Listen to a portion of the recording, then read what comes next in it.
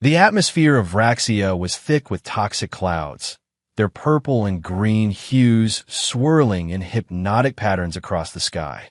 Commander Thraskor stood on the observation deck of the Vraxian Command Center, his thick armored carapace glistening under the artificial lights. Below him, the training grounds were alive with activity as young Vraxian warriors engaged in combat drills, their natural armor plates clicking against one another as they moved with practiced precision.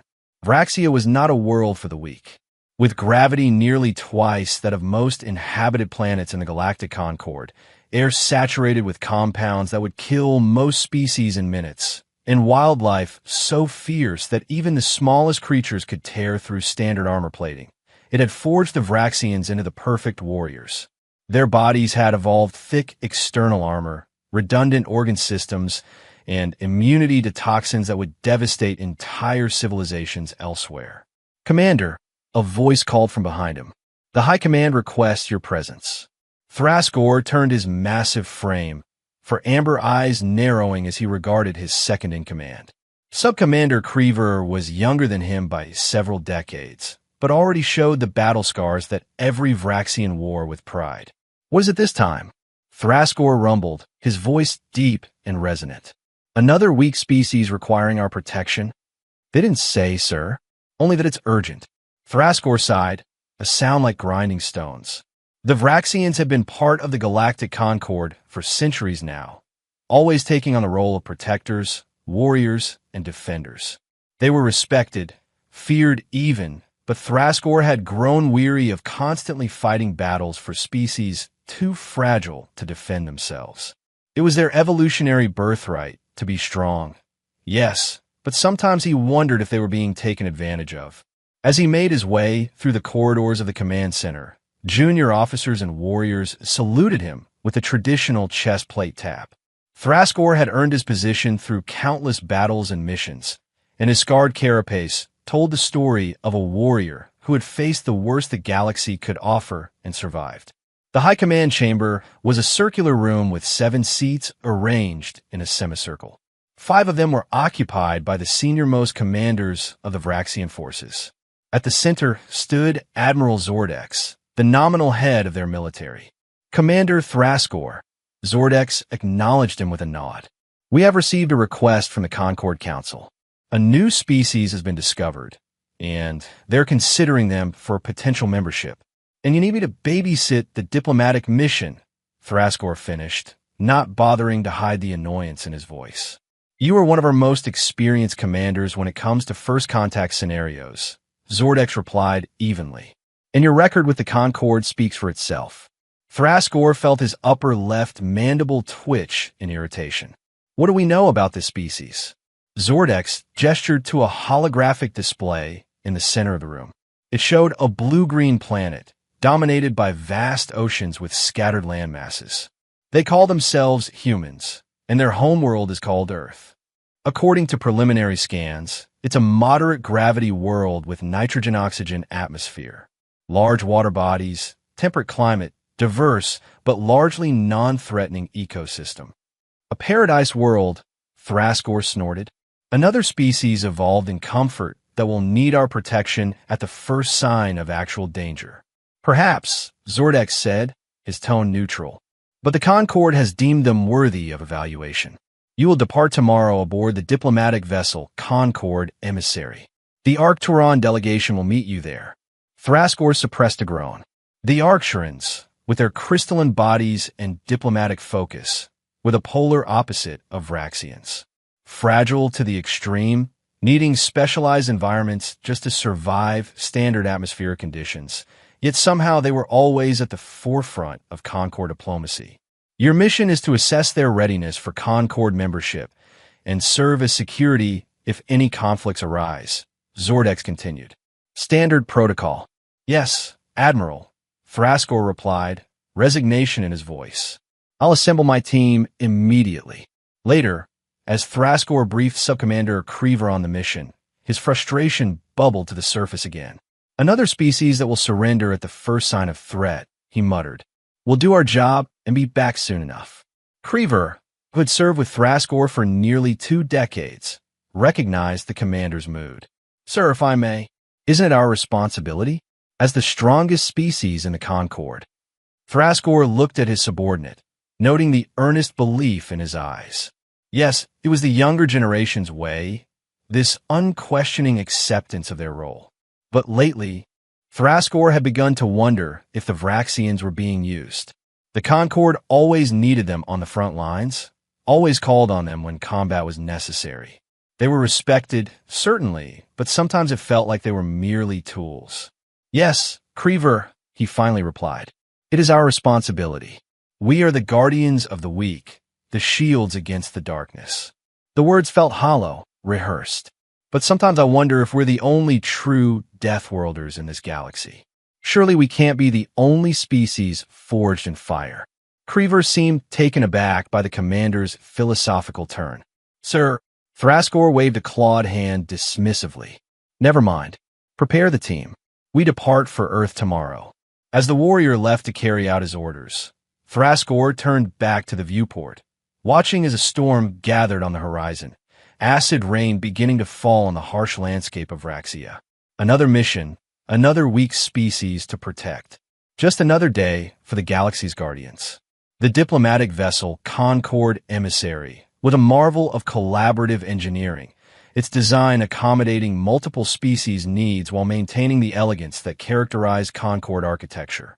For Thraskor and his team of Vraxian warriors, however, it felt constraining. The corridors were wider than necessary to accommodate various body types, the gravity set to a standard that felt uncomfortably light to their dense bodies, and the air too clean, lacking the stimulating toxins of home. As Thraskor made his way to the briefing room, he passed several Arcturon diplomats. Their crystalline bodies refracted light in brilliant patterns, and they moved with a flowing grace that belied their fragility. The lead diplomat, Ambassador Xylith, nodded respectfully as they passed. "Commander Thraskor," Xylith's voice chimed like glass bells. "I look forward to our joint briefing shortly." Thraskor grunted an acknowledgement. The Arcturans were perhaps the most physically vulnerable species in the Concord, yet they held significant political power. Their diplomatic skills were legendary, their ability to forge compromises unmatched. Still, Thraskor couldn't help but feel a mixture of pity and irritation. In a real crisis, what good were words? In the briefing room, Subcommander Creever had already assembled the data on their destination. The holographic display showed various views of Earth, sprawling cities, vast oceans, mountain ranges, and deserts. "The planet has a nitrogen-oxygen atmosphere with trace elements," Creever began. "Gravity is approximately 0.8 of Vraxian standard, so we'll feel slightly lighter than we're used to. Radiation levels are moderate, well within Arcturon's safety parameters." He emphasized the last point, knowing the Vraxians could withstand radiation levels that would disintegrate an Arcturon in seconds. "What about the dominant species? These humans?" Thraskor asked. Creever brought up anatomical diagrams. Bipedal, endoskeletal. No natural armor to speak of, limited physical strength compared to Vraxians. They appear to have good environmental adaptability, however, existing in various climate zones on their planet. Technological level, early interstellar exploration. They've colonized their moon and established outposts on neighboring planets. They've developed fission and fusion energy with weapons capabilities to match. Thraskor's mandibles clicked thoughtfully. Nuclear weapons. Not entirely harmless, then. Ambassador Xylith, who had entered during the briefing, spoke up. "But we must consider the context, Commander. Many species develop nuclear technology as part of their natural scientific progression. The question is how they choose to use such power." Thraskor waved dismissively. "Weapons mean little if the species wielding them cannot survive harsh conditions. Even the most advanced technology fails eventually. True strength comes from within, from evolution, from surviving when all else fails."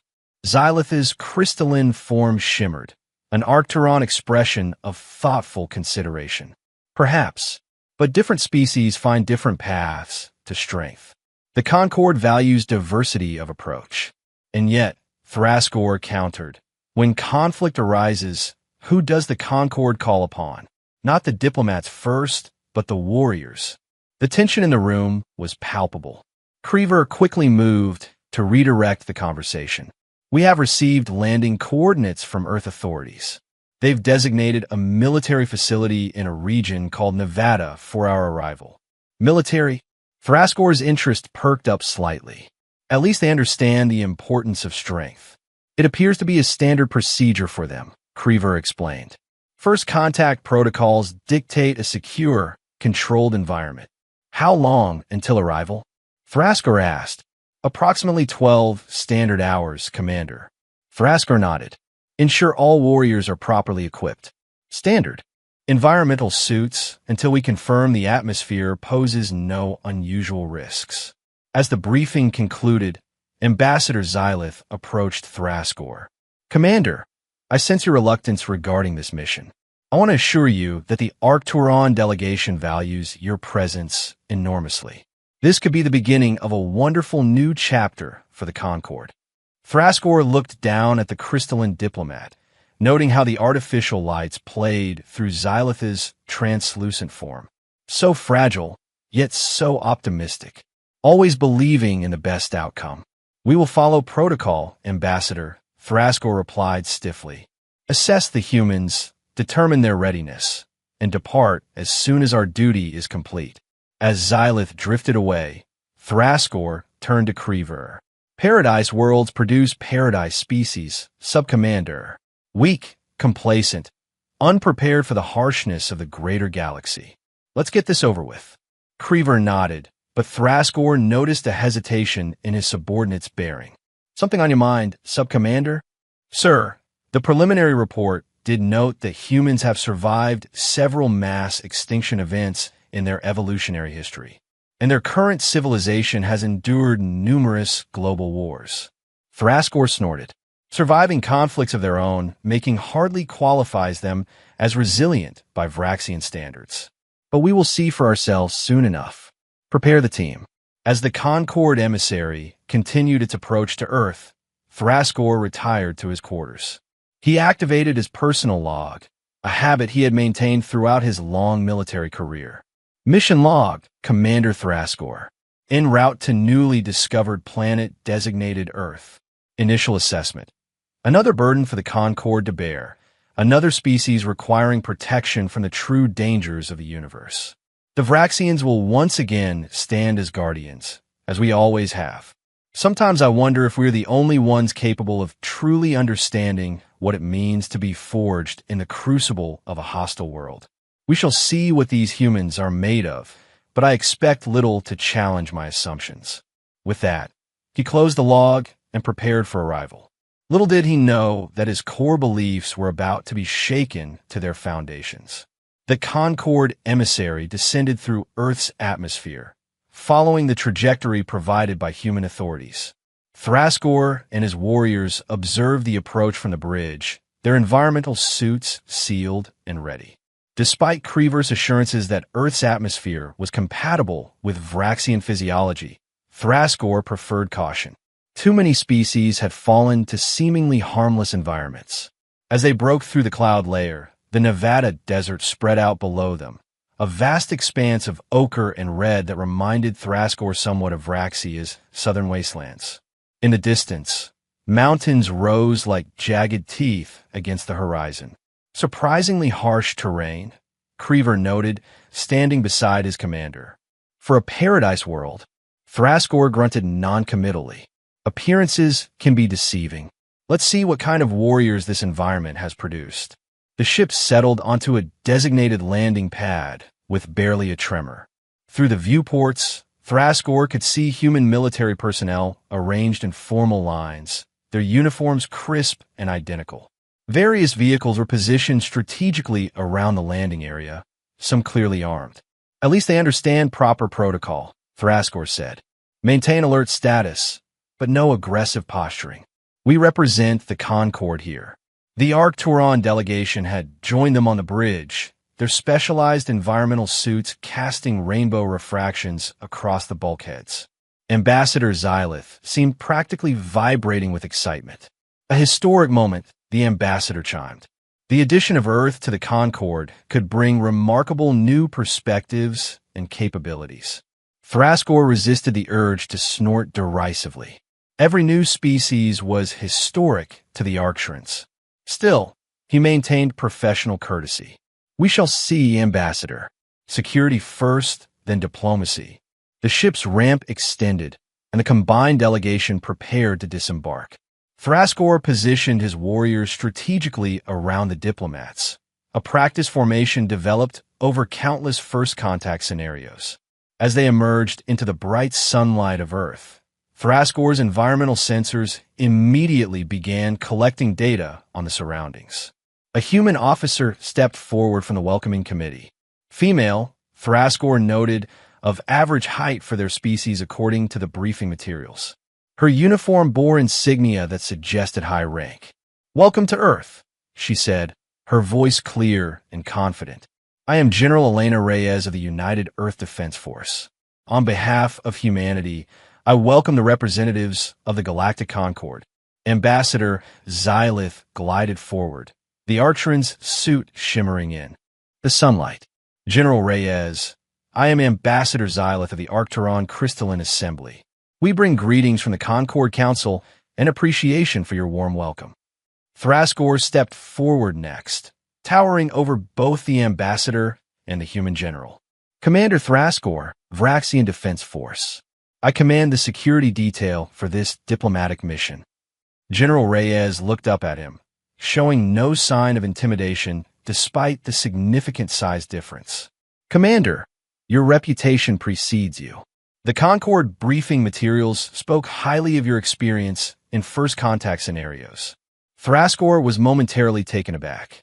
The humans had been briefed on him specifically? Interesting. Perhaps they were more prepared than he had anticipated. As the formal introductions continued, Thraskor observed the humans carefully. They seemed physically unimpressive. No natural armor, limited musculature compared to Vraxians' fragile-looking skin. Yet they moved with confidence in their eyes. Only 2 per individual. How limiting, scanned the delegation with intelligent assessment. "If you'll follow me," General Reyes said once introductions were complete, "we've prepared a welcome facility where you can acclimate before formal discussions begin." As they were led toward a large structure, Thraskor's environmental sensors suddenly pinged an alert. He frowned, checking the readout on his suit's integrated display. According to the sensors, the ambient radiation levels were significantly higher than what had been reported in the preliminary data. "General Reyes," he called out, his voice rumbling through his suit's external speakers. "Our sensors are detecting elevated radiation levels in this area. Why are your people not using protective equipment?" Reyes turned, her expression showing mild surprise. "Radiation? Ah, you must be detecting the natural background radiation. This region has slightly higher levels due to the mineral composition of the soil. It's well within safe parameters for humans." Thraskor's 4 eyes blinked in sequence, a sign of confusion among his kind. These levels would require Vraxian personnel to use protective measures after extended exposure. "Your species has adapted to this." Reyes nodded casually. "Human cells have evolved efficient repair mechanisms for radiation damage. This level is completely harmless to us. Our bodies handle it automatically." Thraskor exchanged a glance with Creever, whose posture communicated surprise. How could these seemingly fragile beings withstand radiation levels that would concern even Vraxians? "I see," Thraskor said slowly. "Please continue." As they followed Reyes into the facility, Thraskor activated a private communication channel to Creever. "Run a complete analysis of human physiological data against these environmental readings. Something doesn't add up." The welcome facility was a spacious building with areas clearly designed to accommodate various alien physiologies. The Arcturans were shown to a crystalline chamber where the atmosphere was adjusted to their preferred composition, while the Vraxians were led to a separate area with gravity plates that could be adjusted to their comfort. "We've attempted to recreate conditions similar to Vraxia," Reyes explained as technicians activated the gravity controls. "Although our information is limited." Thraskor felt the increased pull as the gravity intensified. It was still lighter than Vraxia, but the effort was noteworthy. You have done well with limited data, General. Reyes smiled, a human expression Thraskor had studied but still found somewhat unsettling. We believe in being thorough, Commander. Now, perhaps you'd like to remove your environmental suits? Our atmosphere has been confirmed compatible with Vraxian physiology. After running his own checks, Thraskor reluctantly agreed. The warriors unsealed their suits with practiced movements, revealing their armored carapaces beneath. Several human technicians watched with undisguised curiosity. Impressive natural armor, Reyes commented. An evolutionary adaptation to Vraxia's predators, I understand. Among other threats, Thraskor confirmed, our world does not tolerate weakness. Few worlds truly do, Reyes replied with surprising insight. Survival is rarely guaranteed, regardless of the environment. Before Thraskor could respond, a human soldier approached General Reyes with a steaming container. The soldier took a long drink from it, then continued on their way. What was that substance? Thraskor asked, his threat assessment protocols automatically activating. Coffee, Reyes replied. A beverage containing caffeine, a mild stimulant. Many of our personnel use it to maintain alertness during long shifts. A stimulant? Your warriors take drugs before their duties. Thraskor was genuinely shocked. Reyes laughed lightly. Caffeine is extremely mild, Commander. It's consumed by billions of humans. Daily, our bodies process it efficiently. Thraskor was about to inquire further when Creever approached, his posture communicating urgency. Commander, a word in private? They moved to a corner of the room, speaking in low tones in the Vraxian language. What is it, Sub-Commander? Sir, I've completed an initial analysis of the human physiological data against our environmental readings. The results are concerning. Explain, Thraskor demanded. According to our standards, Earth should be classified as a high-stress environment, bordering on a death world classification. The radiation levels alone would require protective measures for most Concord species. Additionally, the atmospheric composition contains numerous compounds that would be toxic to many member species. Thraskor's mandibles clicked in disbelief. That can't be right. The Concord classified this as a moderate stress, potentially paradise-class world. By Arcturon standards, perhaps, Creever replied, but not by ours. And the humans show no signs of distress. They're perfectly adapted to conditions that would require significant technological assistance for many Concord species. Thraskor turned his gaze back to General Reyes, who was conversing with another human officer. Could it be possible? Had they completely miscalculated the nature of this species and their homeworld? Continue gathering data, he ordered Creever.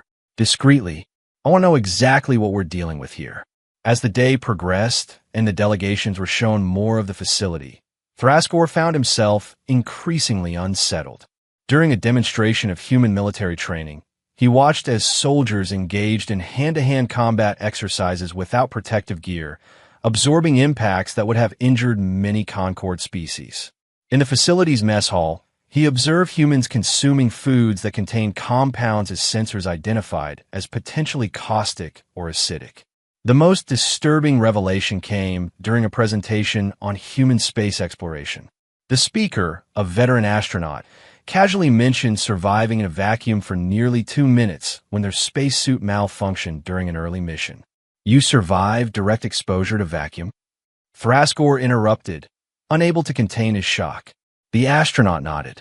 Briefly, yes. It's not pleasant, but human physiology can withstand short exposures without permanent damage. Our training now includes vacuum survival techniques. Thraskor exchanged glances with Creever. Many Concord species would suffer catastrophic failure of bodily systems within seconds of vacuum exposure. The Vraxians themselves could last perhaps a minute, and they had evolved on one of the harshest known worlds in explored space. Later, during a private moment with General Reyes, Thraskor decided to probe more directly. Your species has survived several extinction-level events, I understand? Yes, Reyes confirmed. Our evolutionary history includes multiple mass extinctions. The most recent nearly wiped out our mammalian ancestors about 65 million years ago when a large asteroid struck the planet. And our recorded history includes numerous natural disasters, earthquakes, tsunamis, volcanic eruptions, pandemics that have shaped our development. Yet you persist, Thrascore observed. Persistence is perhaps humanity's defining trait, Reyes said with a slight smile. We adapt, we overcome, we endure. It's what we do. As the day concluded and the delegations returned to the Concord emissary for rest, Thrascore called an urgent meeting of his warriors in their designated quarters aboard the ship. Report your observations, he commanded once they were assembled. One by one, the Vraxian warriors shared what they had seen and recorded. Each report added to the growing picture that was fundamentally changing Thrascore's understanding of humanity.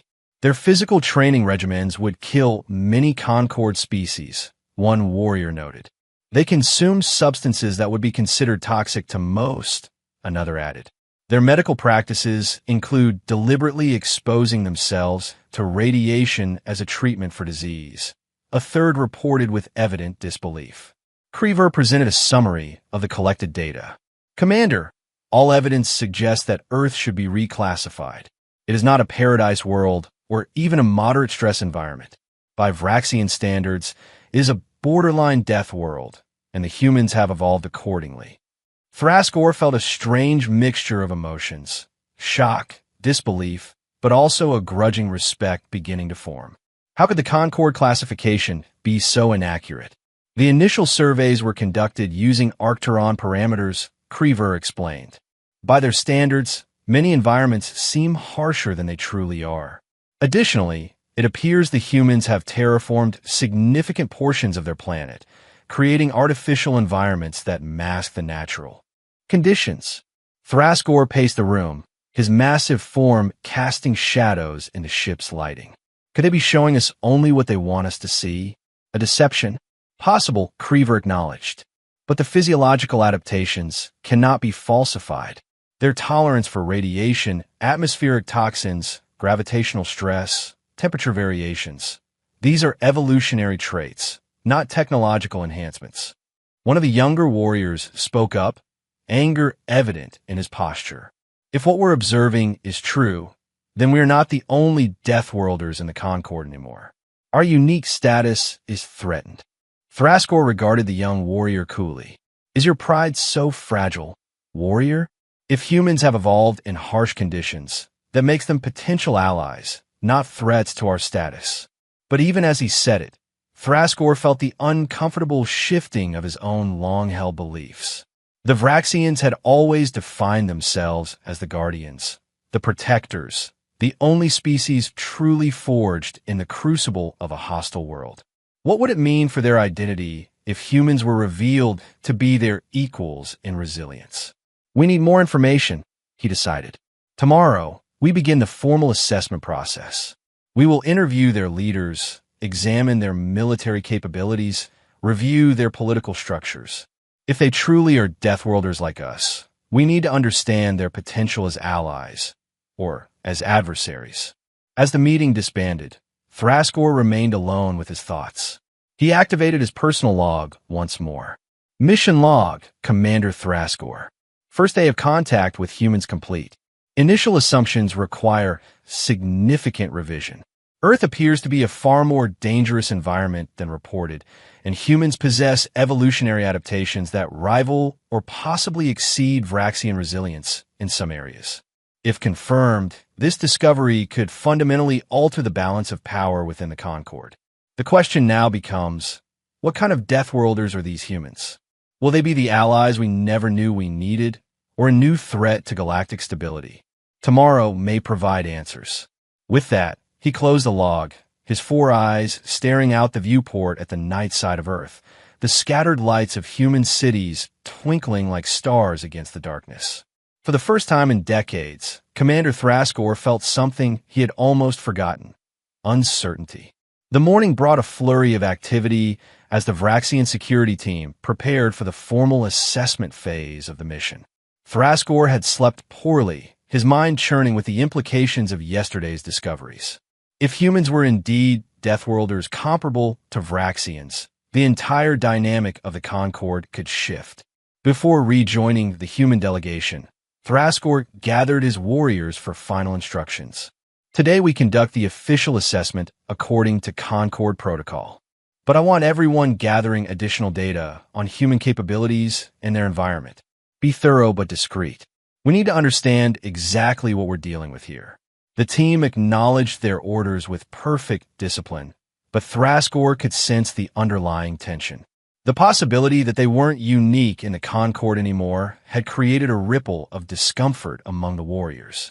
When they disembarked from the Concord emissary, General Reyes was waiting with a small contingent of human officers.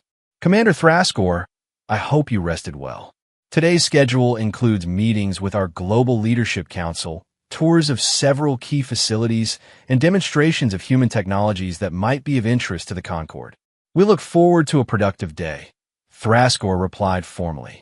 The Arcturon delegation joined them, Ambassador Xylith floating gracefully in their environmental suit.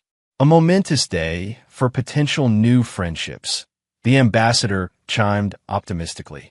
The first meeting took place in a large conference room where representatives from Earth's major nations and international organizations had gathered. Thraskor observed the humans with new eyes now, noting details he had previously dismissed. The easy way they moved in Earth's gravity, their comfort in an atmosphere that his sensors still registered as containing trace toxins, the casual confidence with which they addressed the alien delegations. As the human representatives began their presentations on Earth's political structures, technological capabilities, and resources, Thraskor found himself paying particular attention to their discussion of human medicine and biology. "Our medical science has advanced significantly in the past century," explained Dr. Amara Singh, a leading human physician. "We've developed treatments for diseases that once decimated our populations, extended our average lifespan by decades, and begun to understand the fundamentals of our genetic makeup. What about your natural healing abilities?" Thraskor asked, interrupting the prepared presentation. "We've observed that humans appear to recover from injuries that would be devastating to many species." Dr. Singh seemed surprised by the question, but recovered quickly. "Yes, human tissue has remarkable regenerative properties compared to some species. We can regrow certain tissues completely, and our immune systems are highly adaptable. Evolution on Earth has always favored organisms that can heal efficiently." "And your tolerance for radiation?" Thraskor pressed. "Varied, but generally robust," Singh replied. "Our cells have developed mechanisms to repair radiation damage efficiently. It's not unlimited, of course, but we can withstand levels that would be harmful to many organisms." Throughout the day, similar revelations continued to accumulate. During a tour of a human space program facility, Thraskor learned that early human astronauts had survived space missions with technology that would be considered dangerously primitive by Concord standards. In a military demonstration, he witnessed humans operating comfortably in extreme environments, from Arctic conditions to desert heat, with minimal protective gear. By mid-afternoon, the delegations were observing a series of scientific presentations when an alarm suddenly blared throughout the facility. General Reyes immediately stepped forward, her posture shifting to alert status. "Please remain calm," she addressed the alien visitors. "There appears to be a situation in one of our research labs. Security protocols have been activated." Before she could elaborate further, a human officer rushed into the room. "General, there's been a containment breach in Laboratory 7. Radiation leak, potentially critical levels." Thraskor immediately tensed, his warriors moving into defensive positions around the Arcturon diplomats, whose crystalline bodies were particularly vulnerable to radiation. "Evacuate the diplomatic delegations immediately," Reyes ordered. "Get them back to their ship if necessary." "What about the lab personnel?" Thraskor asked. "Emergency response teams are en route," the officer replied. "But the radiation levels are exceeding safety parameters even for our specialized teams." Thraskor made a quick decision. "My warriors are radiation resistant. We can assist your emergency teams. Reyes looked at him with surprise. Commander, I appreciate the offer, but this is our responsibility. We can't ask visitors to risk themselves. You aren't asking. I'm offering, Thraskor countered. This is precisely the kind of situation where Vraxian capabilities are valuable to the Concord. Let us help. After a moment's hesitation, Reyes nodded. Very well. Officer, escort the Arcturon delegation to safety. Commander, your team can follow me. As the Arcturans were led away, Thraskor and his warriors followed Reyes through the facility toward the affected laboratory. What happened? He asked as they moved. Experimental power, system malfunction, Reyes explained tersely. The details aren't important right now. What matters is containing the breach and rescuing our people. They arrived at a secure area where human emergency personnel were donning heavy protective suits. Reyes was handed a suit as well, but she hesitated before putting it on. Commander, you should know that the radiation levels inside are extreme. Even with your natural resistance, there may be risks. Thraskor activated his environmental suit, which provided additional radiation shielding. Vraxians are built for extreme conditions, General. This is what we do. The human emergency team, now suited up, led the way into the laboratory complex. Immediately, Thraskor's sensors registered radiation levels far beyond what most Concord species could survive. Even with their suits and natural resistance, the Vraxians would need to limit their exposure. Inside the main laboratory, they found chaos. Equipment had been damaged, and several human researchers were trapped behind a collapsed section of ceiling. The radiation was emanating from a breached containment unit in the center of the room. We need to shut down the power system and seal the breach, the human team leader shouted over the alarms. Then we can reach the trapped personnel. Thraskor assessed the situation quickly. My warriors will move the debris. Your team focuses on containing the breach. Working together, the mixed team of humans and Vraxians tackled the crisis. Thraskor was impressed by the humans' methodical approach despite the danger. They moved with practiced efficiency, using their specialized knowledge to address the technical aspects of the containment breach, while the Vraxians used their superior strength to clear the path to the trapped researchers. What struck Thraskor most, however, was that even in their protective suits, the humans were functioning in radiation levels that should have incapacitated them. Their suits couldn't possibly block all the radiation, yet they continued working effectively. When they finally reached the trapped researchers, Thraskor was shocked to find them alive and conscious. Injured, certainly, but far more functional than any Arcturon or even many Vraxians would be after such exposure. As they evacuated the laboratory, carrying the injured researchers, Thraskor found himself reevaluating everything he thought he knew about humans. These weren't fragile beings needing protection. They were survivors, adapted to conditions that would kill most species in the Concord.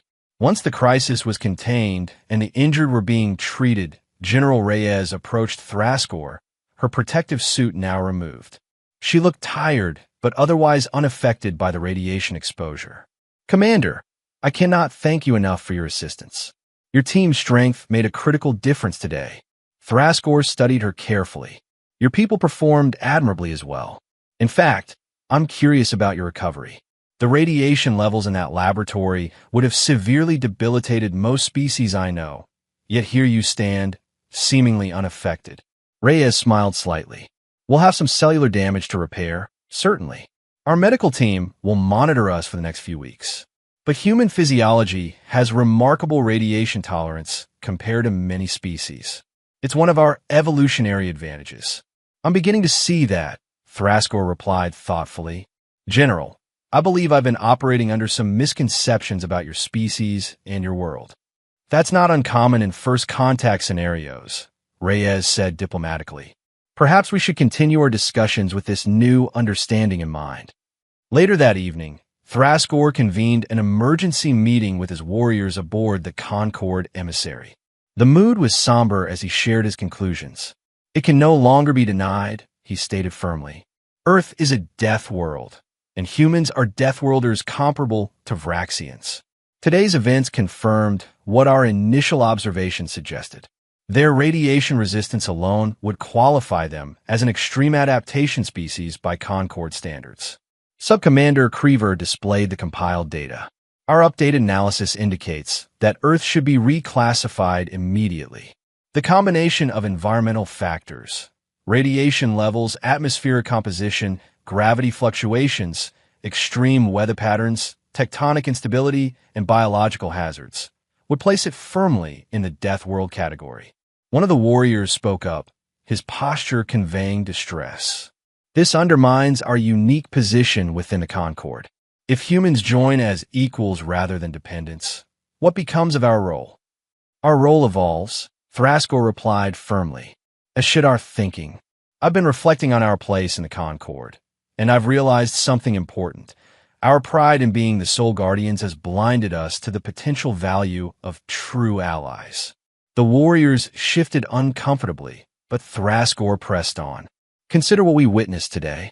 Humans don't just survive in conditions that would kill Arcturans. They thrive. They've built an advanced civilization on a world that would be considered uninhabitable by many Concord standards. And they've done it without the technological advantages we take for granted. What are you suggesting, Commander? Creever asked cautiously. I'm suggesting that we need to reassess our approach to this mission. Humans aren't another weak species needing our protection. They're potential partners who could stand with us as defenders of the Concord. The next day, formal negotiations with Earth's Leadership Council began in earnest. The council chamber was an impressive circular room with a massive round table at its center, symbolic of humanity's commitment to equality among nations and, now, species. Ambassador Xylith led the diplomatic exchange, as was customary, while Thrascor observed the proceedings with new interest. The Arcturon diplomats seemed to have no concept of just how remarkable these humans truly were, still treating them as just another moderate capabilities species seeking admission to the galactic community. During a brief recess, Thrascor approached General Reyes, who was conversing with several council members. General, if I might have a word in private? Reyes excused herself from her colleagues and led Thrascor to a small adjoining room. What can I help you with, Commander? I wanted to speak frankly, Thrascor began, choosing his words carefully. The Concord's initial assessment of Earth was based on Arcturon standards, which I now realize gave us a fundamentally flawed understanding of your world and your species. Reyes's expression remained neutral. Go on. By Vraxian standards, by the standards of a species evolved on a truly harsh world, Earth qualifies as a death world, and humans, consequently, are Deathworlders. 2. His surprise, Reyes laughed softly. Commander, we suspected as much when we first learned about the Concord and its member species. The descriptions we received of what constitutes normal planetary conditions seemed remarkably benign by our standards. But we chose not to emphasize this fact in our initial communications. Why not? Thrascor asked, genuinely curious. Diplomatic considerations, Reyes replied. We didn't want to present ourselves as potentially threatening or disruptive to the existing order. Humans have learned through our own history that appearing too powerful can create fear and resistance rather than cooperation. Thrascor felt a new respect growing for this species that could be so physically resilient, yet so politically astute. Your approach was wise. But now that we understand each other better, I believe there's an opportunity for a more honest dialogue about humanity's potential role in the Concord. What role did you have in mind? Reyes asked. As it stands, Vraxians serve as the primary defensive force for the Concord. We protect the weaker species, intervene in conflicts, and stand against external threats. It is an honorable role, but also a burden that falls solely on our shoulders. Humans could share that responsibility, serving as guardians alongside us rather than as another species requiring protection. Reyes considered this carefully. That would certainly align better with our capabilities and our own sense of purpose. Humans have always valued the role of protector. Then perhaps that should be the basis of our recommendation to the Concord Council, Thrascor suggested. Not just that Earth be admitted as another member world, but that humans be recognized for what they truly are, Deathworlders with the potential to strengthen the Concord in ways no one anticipated. When negotiations resumed, there was a subtle but significant shift in the dynamic. Thraskor took a more active role, occasionally interjecting with questions or observations that highlighted human capabilities. The Earth Council members, taking Reyes's lead, began speaking more openly about humanity's history of surviving catastrophes, adapting to extreme conditions, and overcoming seemingly insurmountable challenges. The Arcturon diplomats seemed increasingly surprised by these revelations, their crystalline forms shimmering with what Thraskor had learned to recognize as agitation or excitement. By the end of the day, Ambassador Xylith approached Thraskor as they prepared to return to the Concord emissary for the night. "Commander, I sense a change in your assessment of the humans. You seem impressed by them." "I have revised my initial conclusions based on new data," Thraskor replied formally. "It would be illogical to maintain incorrect assumptions in the face of contrary evidence." Xylith's crystalline form caught the light in a pattern that suggested amusement. "Indeed, the Concord values adaptive thinking, Commander. I look forward to reading your final assessment." The next day brought a development that would provide the ultimate test of Thraskor's evolving perspective on humanity. As the diplomatic meetings continued, an urgent message arrived from the Concord emissary. A Concord emergency beacon had been detected nearby, a distress signal from a scientific vessel that had gone missing several weeks earlier. The ship, primarily crewed by Arcturans with a small Vraxian security contingent, had been on a mission to study stellar phenomena in a neighboring system. Its sudden disappearance had been a matter of concern, but there had been no leads until now. The diplomatic proceedings were immediately suspended as both delegations rushed back to the Concord emissary to coordinate a response. The beacon's location placed the missing vessel in Earth's asteroid belt, damaged and unable to maneuver. "We need to mount a rescue operation immediately," Ambassador Xylith declared, their crystalline form pulsing with urgency. "If there are survivors, they may be in critical condition by now. The emissary can reach the location in approximately 6 hours," the ship's captain confirmed.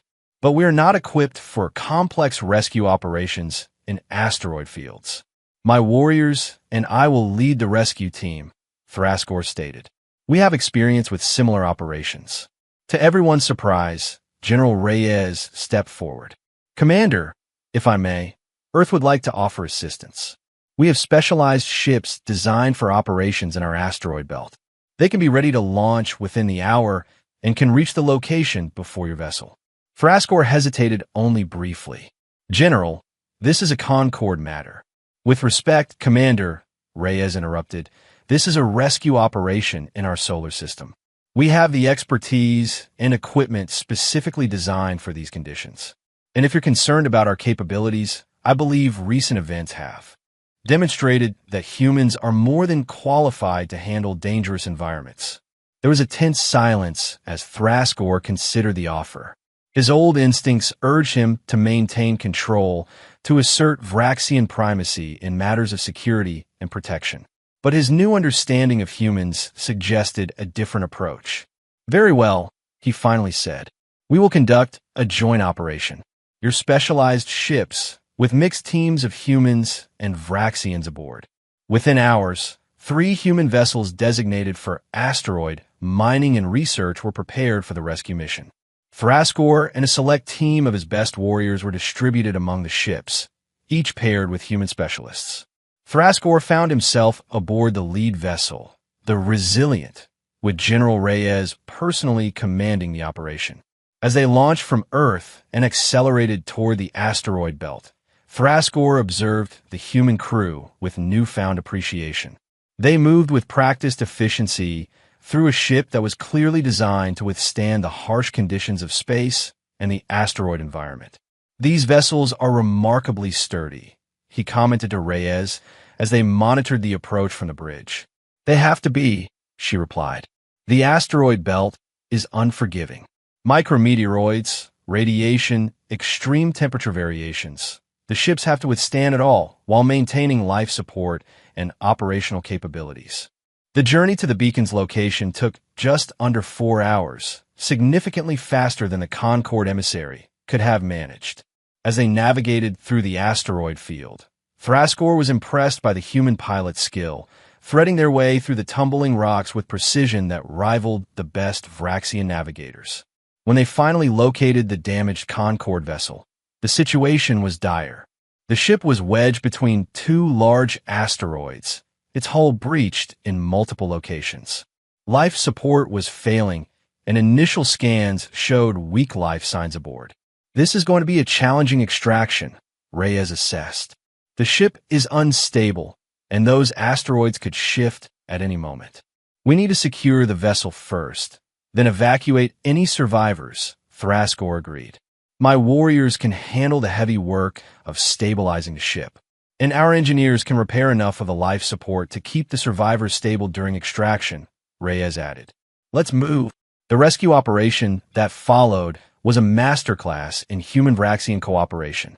The Vraxians used their superior strength and resilience to physical damage to secure the damaged vessel and create safe passage through the breach sections. Human engineers, meanwhile, demonstrated remarkable adaptability, quickly understanding and temporarily repairing the alien technology of the Concorde ship's life support systems. When they reached the survivors, 3 Archerans and 2 Vraxians, all in critical condition, the human medical team worked alongside Thraskor's warriors to stabilize them for transport. The humans showed no hesitation in handling alien physiology, applying their medical knowledge with confident improvisation where necessary. As they began the careful process of transferring the survivors to the human vessels, disaster struck. A sudden shift in one of the asteroids sent tremors through the damaged Concorde ship. Alarms blared as structural integrity warnings flashed across monitoring screens.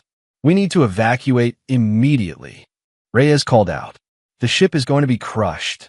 The rescue teams rushed to complete the transfers, but as the last survivor was being moved, a secondary collapse blocked the main evacuation route.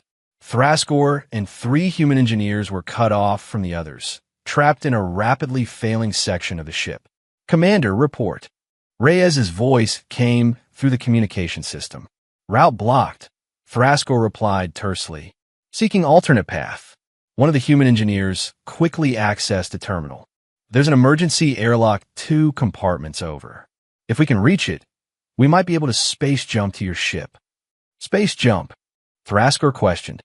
Without proper evac suits. The engineer glanced at Thraskor's armored form. You Vraxians can handle brief vacuum exposure, right? And we humans have emergency training for this.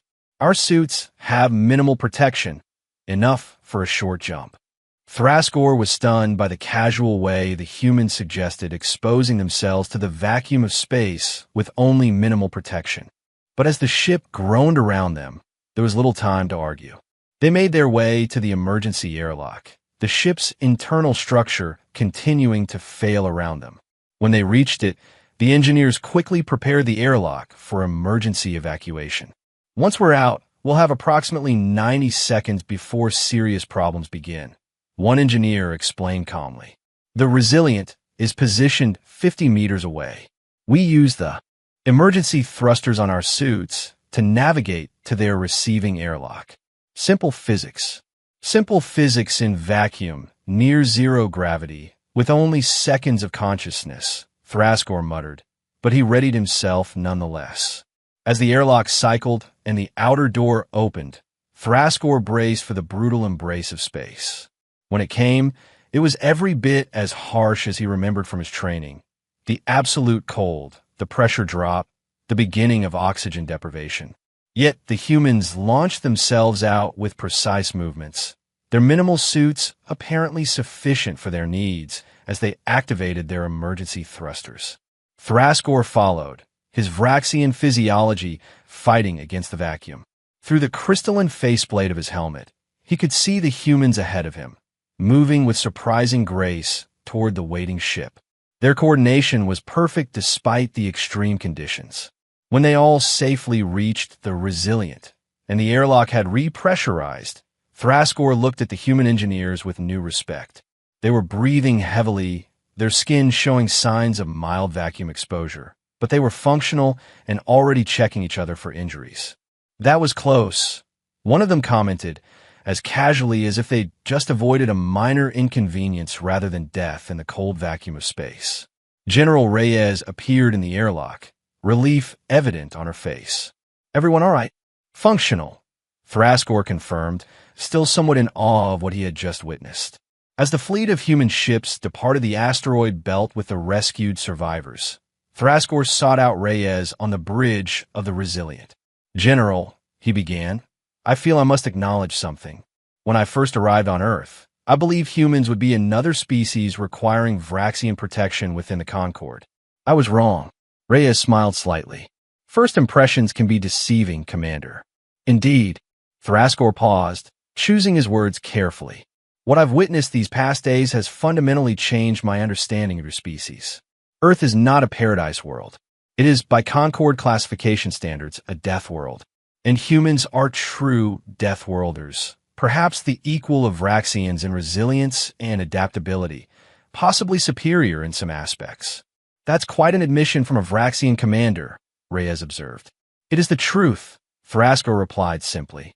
"And in light of this truth, my recommendation to the Concord Council will be not only that Earth be admitted to membership, but that humans be recognized as potential Guardian-class allies, alongside Vraxians."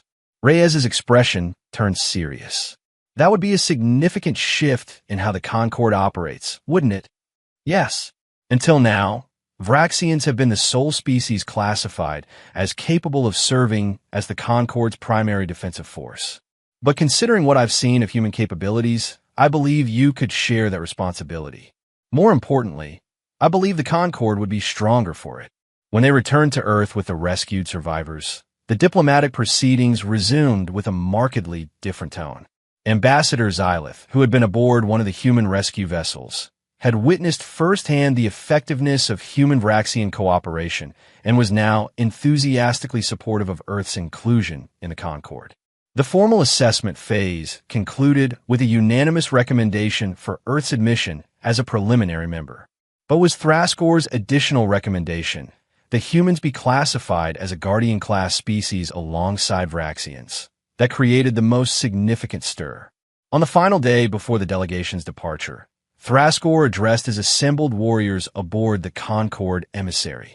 "We came to Earth expecting to find another species requiring our protection," he began solemnly. "Instead, we found equals, perhaps more than equals in some respects.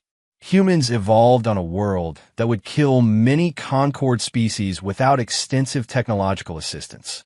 They've developed natural resistances to radiation, toxins, and environmental extremes that rival our own. They've built an advanced civilization despite regular natural disasters that would devastate most known worlds."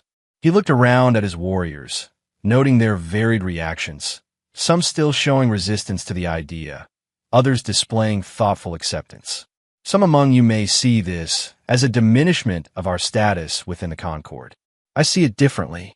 For too long, we Vraxians have borne the sole responsibility of defending weaker species. It has been an honor, but also a burden that has cost us much. In humans, we have found potential allies who understand what it means to be forged in harsh conditions, who value strength but also cooperation." Sub-Commander Creever stepped forward. "Commander, what does this mean for our future role?" "It means evolution, Sub-Commander, adaptation. To changing circumstances, just as our ancestors adapted to Vraxia's challenges.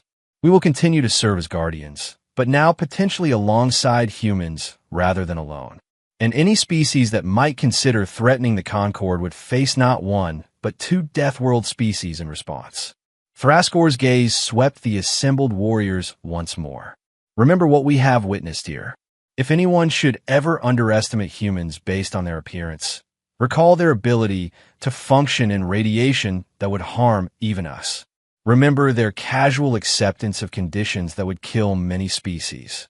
Remember that they, like us, evolve on a world that does not tolerate weakness."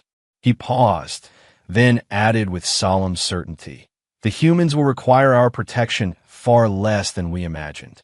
Indeed, they may soon stand with us as defenders of the Concord. Prepare yourselves for that new reality." As the Concord emissary prepared for departure the next day, Thraskor had a final conversation with General Reyes on a landing pad.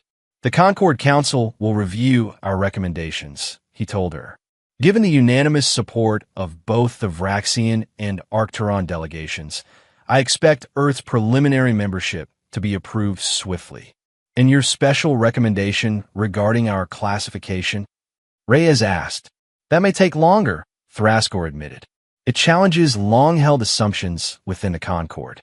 But the evidence supports it, and in time, I believe it will be accepted. Reyes extended her hand in the human gesture of farewell. Either way, Commander, I believe this is the beginning of a significant partnership between our species.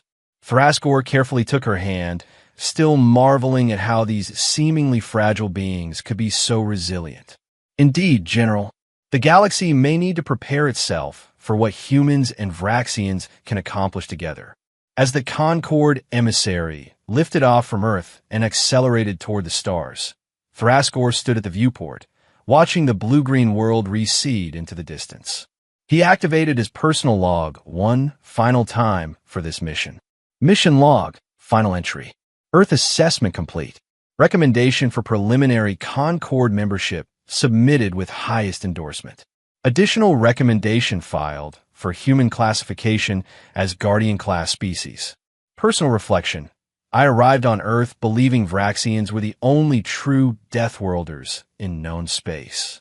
I depart with the humbling realization that we are not alone in that distinction. He paused, considering the implications of what he had discovered. The humans have much to learn about the greater galaxy, but the galaxy also has much to learn about humans. They are Deathworlders who do not look the part, perhaps making them all the more remarkable. What they might achieve as part of the Concord, I can only begin to imagine, but I suspect it will be significant. Thraskor closed his log and continued to watch as Earth vanished from view, becoming just another point of light among the stars. But he knew it was no ordinary world, and the beings who called it home were no ordinary species. They were Deathworlders, like the Vraxians, forged in adversity, tempered by challenge, and now poised to take their place among the stars not as protected, but as protectors. The galaxy, Thraskor reflected, would never be quite the same again, and that, he decided, was probably for the best.